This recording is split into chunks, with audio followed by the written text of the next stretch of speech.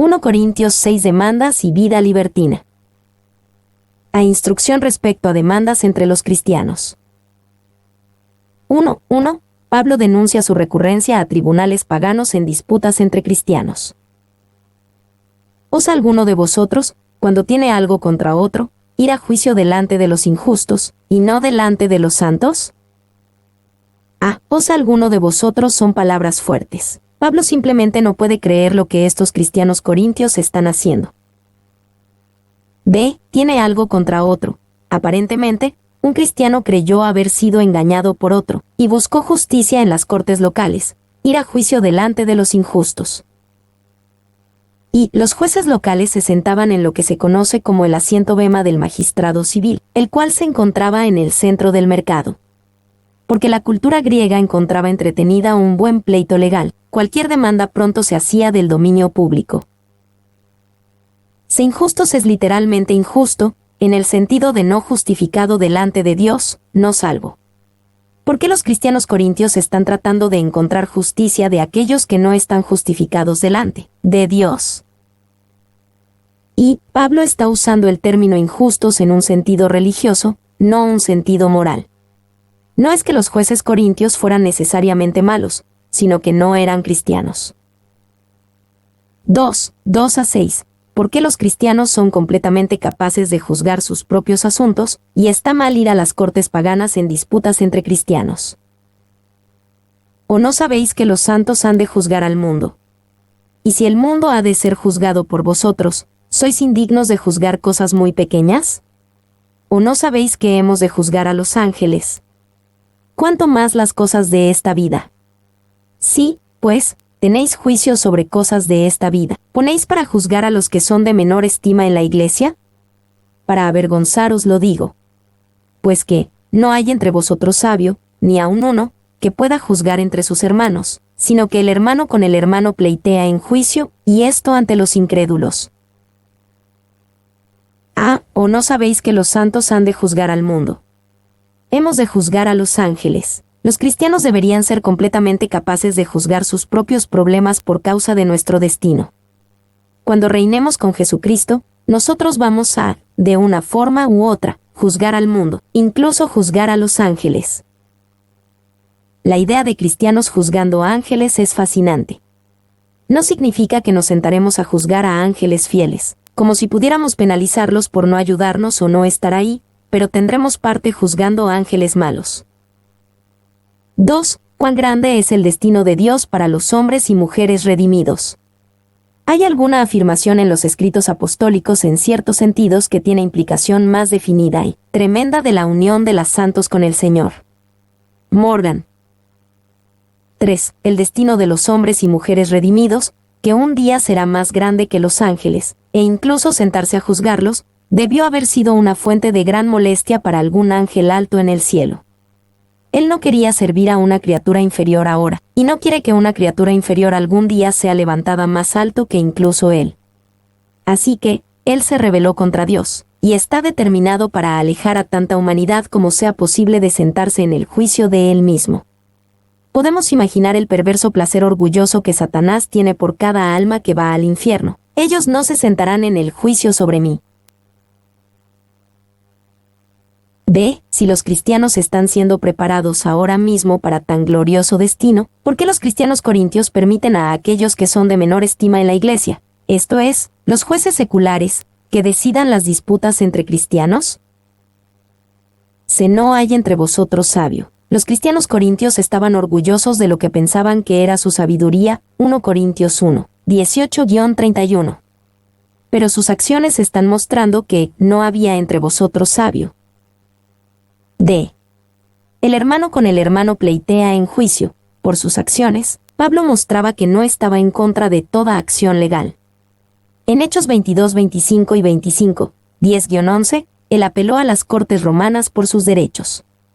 Sin embargo, Pablo sabía que estaba mal cuando el hermano con el hermano pleitea en juicio. Y es importante para los cristianos el resolver disputas entre ellos mismos de acuerdo a los principios de Dios.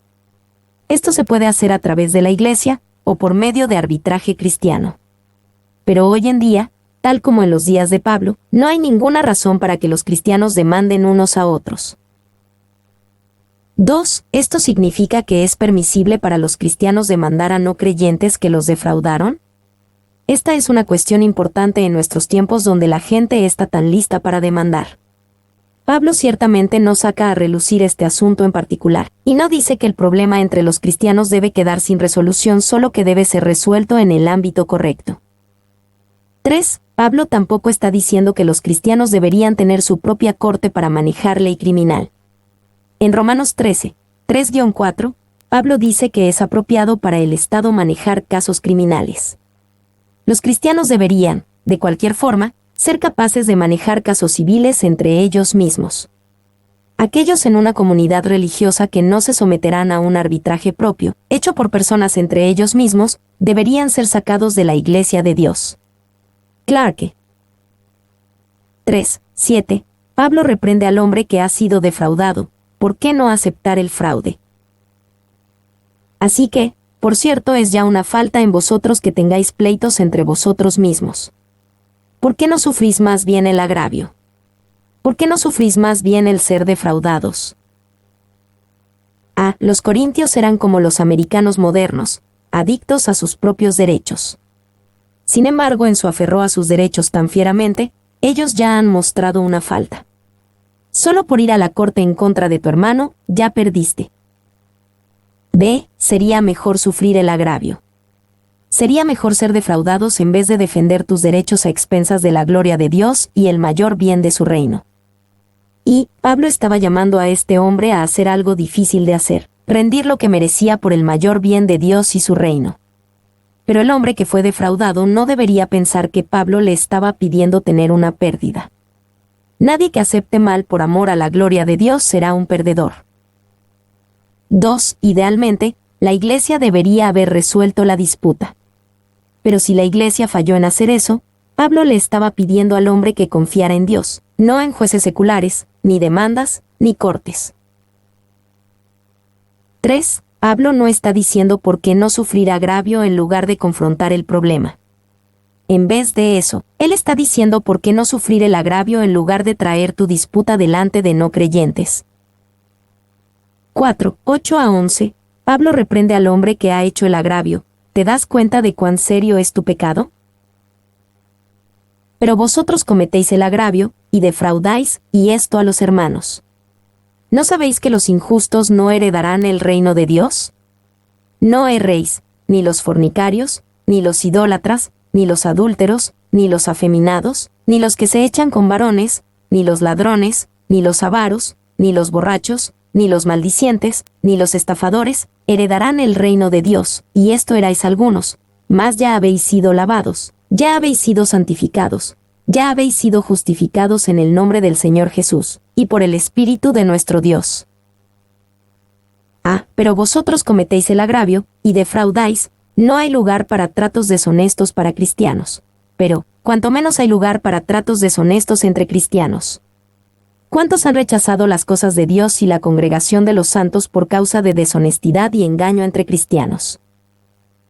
¿No sabéis que los injustos no heredarán el reino de Dios? Pablo está hablando fuertemente al hermano que defraudó. ¿No te das cuenta que tan serio es tu pecado? Lo único que puedes ganar de engañar a tu hermano es eternidad con los injustos. Y Pablo no estaba, categóricamente, negando la salvación del hombre. Pablo dice que está entre los hermanos. Sin embargo, Pablo no permitirá una fe religiosa que está separada de nuestras acciones. Si un cristiano puede engañar o defraudar a sus hermanos sin conciencia, con justa razón se puede cuestionar si realmente es cristiano.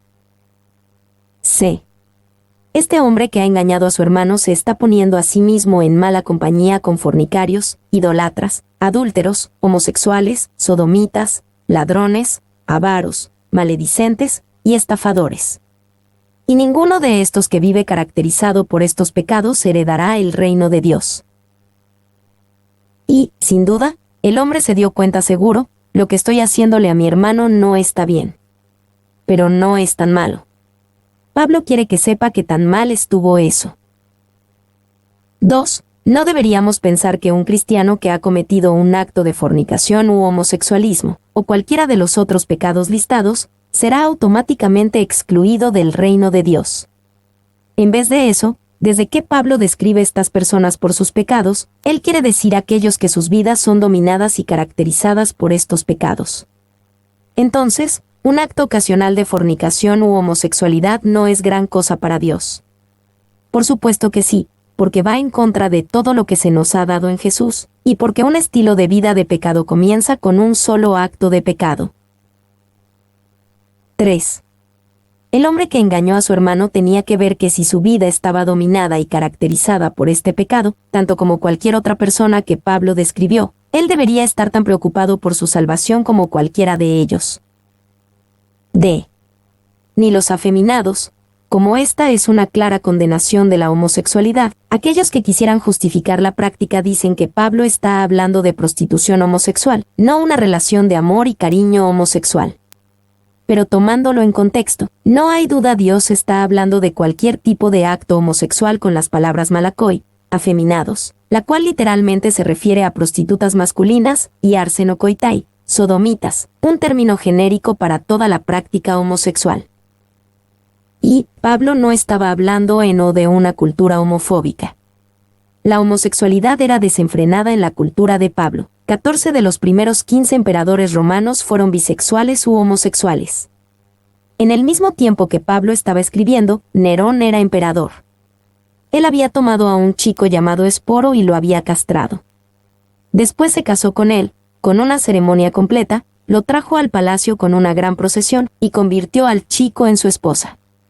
Después, Nerón vivió con otro hombre, y Nerón fue declarado ser la esposa del otro hombre.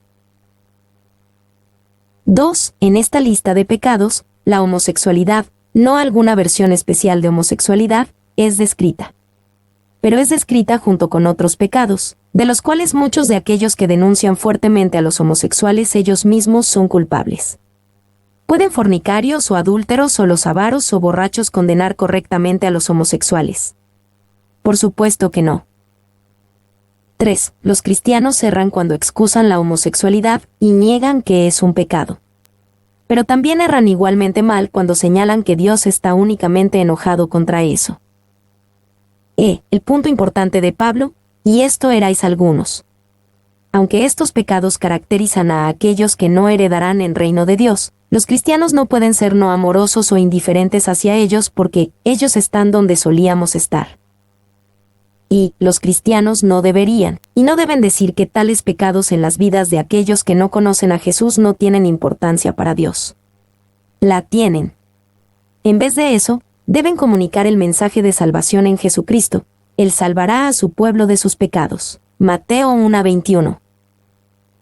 2. Al mismo tiempo, el punto es claro para los cristianos corintios y para nosotros, y esto erais algunos. Pablo claramente lo pone en pasado. Estas cosas nunca deben marcar la vida del cristiano, y si lo hacen, ellos deben arrepentirse de inmediato y olvidarse de ellas. 3. Hay seguridad en Cristo, para estar seguros, pero es una seguridad falsa que justificará a pecadores que nunca han tomado seriamente, y esto erais algunos.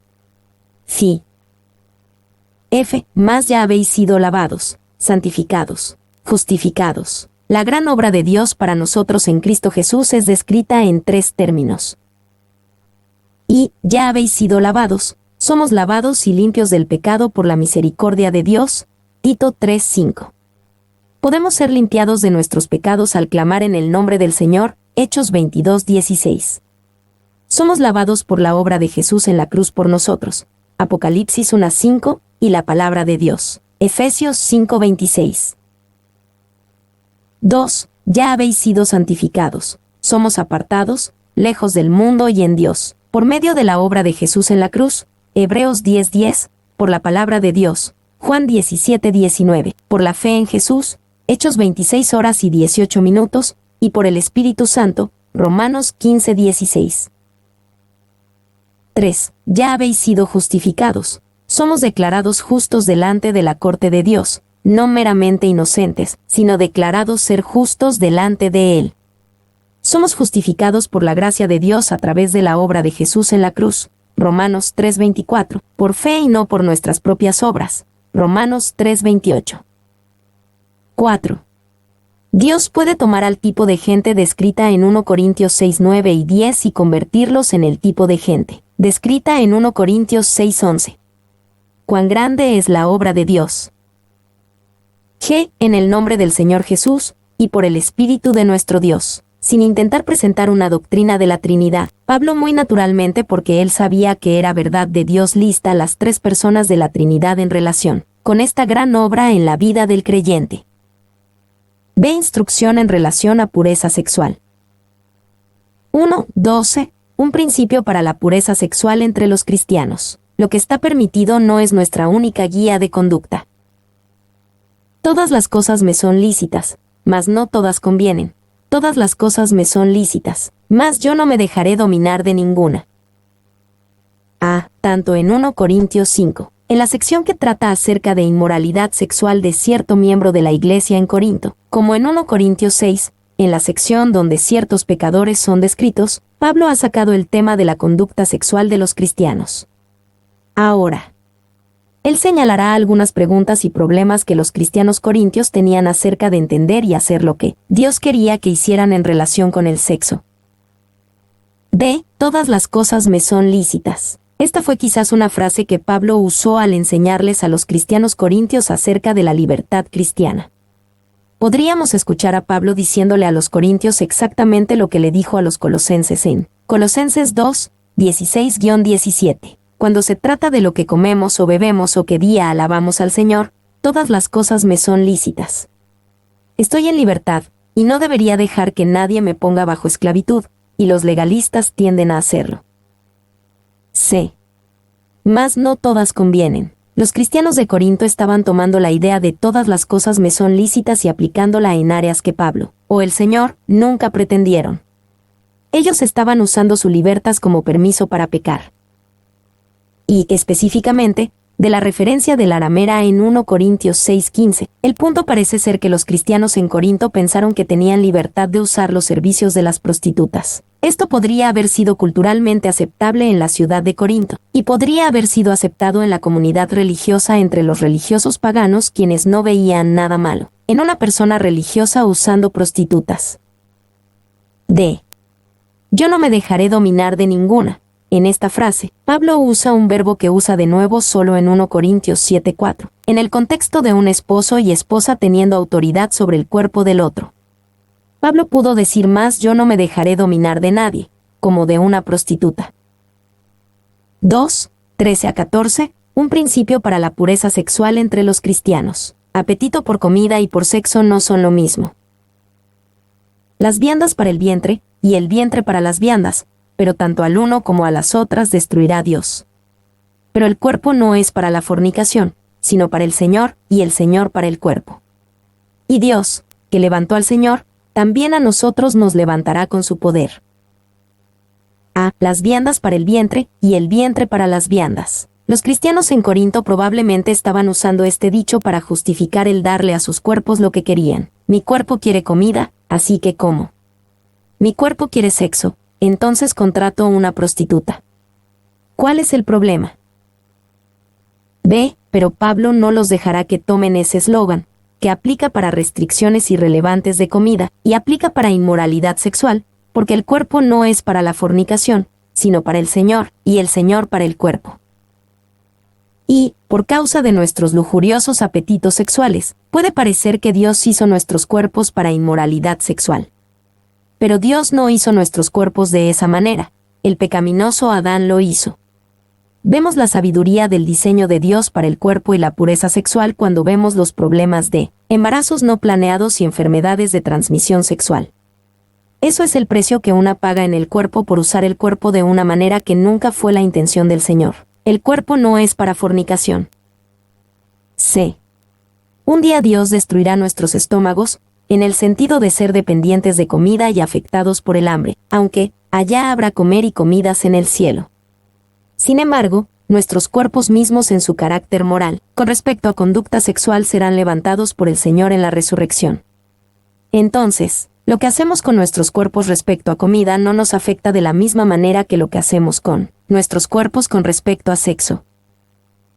3. 15 a 17. Un principio para la pureza sexual entre los cristianos. Nuestros cuerpos son parte del cuerpo de Cristo, y por tanto nunca debería unirse con una prostituta. ¿No sabéis que vuestros cuerpos son miembros de Cristo? ¿Quitaré, pues, los miembros de Cristo y los haré miembros de una ramera? De ningún modo. ¿O no sabéis que el que se une con una ramera es un cuerpo con ella? Porque dice, los dos serán una sola carne. Pero el que se une al Señor, un espíritu es con él. Ah, ¿no sabéis? Aparentemente, muchos de los cristianos en Corinto no sabían, y pensaron que su conducta sexual con prostitutas no tenía nada que ver con su relación con Jesús. B. Vuestros cuerpos son miembros de Cristo. Cuando un cristiano comete inmoralidad sexual, eso desgracia el cuerpo entero de Cristo, uniendo el cuerpo de Cristo a la inmoralidad. C.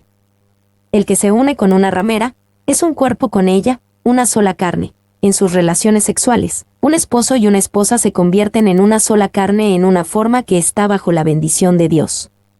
En el sexo fuera del matrimonio, los compañeros se convierten en una sola carne en una forma que está bajo la maldición de Dios. Y, una persona que desee un encuentro casual puede no querer convertirse en una sola carne con su pareja, pero en un sentido espiritual, lo hacen. Parte de su ser es dado a esa persona, y eso significa que hay menos para darle al Señor y a la pareja que Dios tiene para ellos. En el entendimiento bíblico del sexo, no existe tal cosa como sexo casual. 2. Ya que le pertenecemos a Jesús cuerpo, alma y espíritu, no tenemos derecho de dar ninguna parte de nosotros a una persona no autorizada. Al unirse a ella, una prostituta, en porneia el creyente constituye a alguien más, fuera de Cristo, como el señor ilegal sobre su cuerpo mismo. Fi.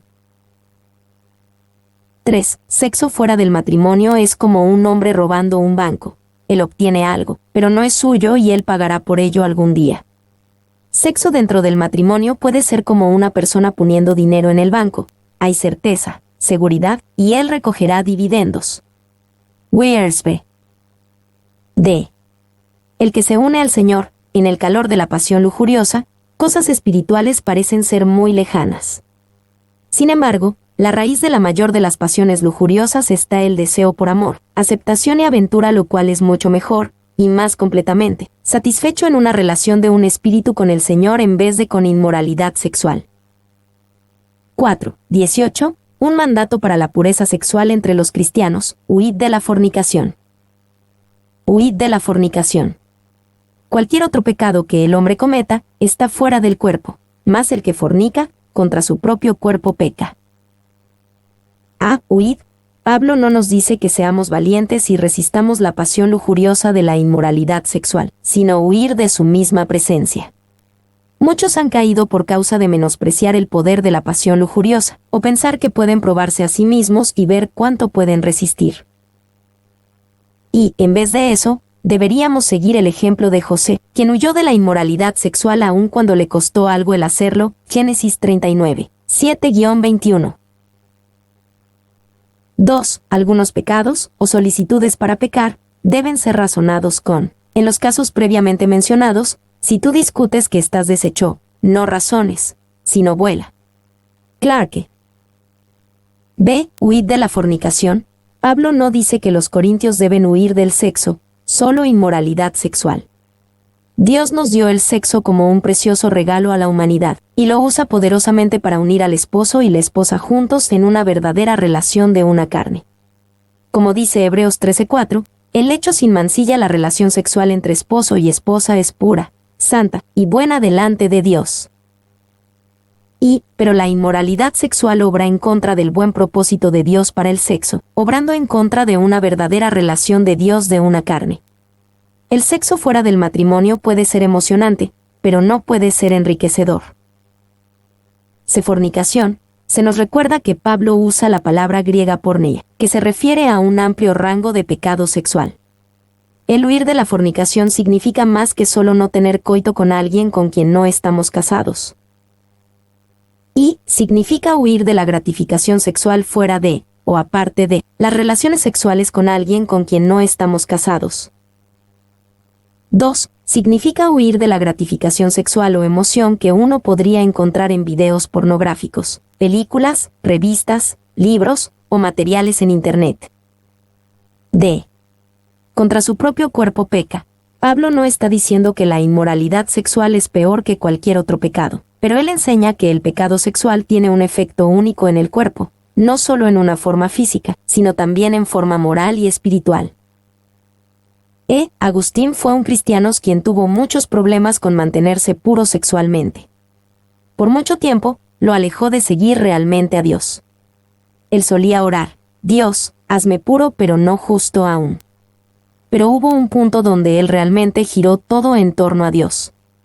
Él dejó de andar con sus compañeros en inmoralidad sexual y dejó de ir al vecindario donde solía reunirse con ellos. Pero una vez, él tuvo que ir ahí por negocios, y en la calle él conoció a un viejo amor. Ella se alegró de verlo, y empezó a correr a él con los brazos abiertos, diciendo: Agustín, ¿dónde has estado tanto tiempo? Te hemos extrañado.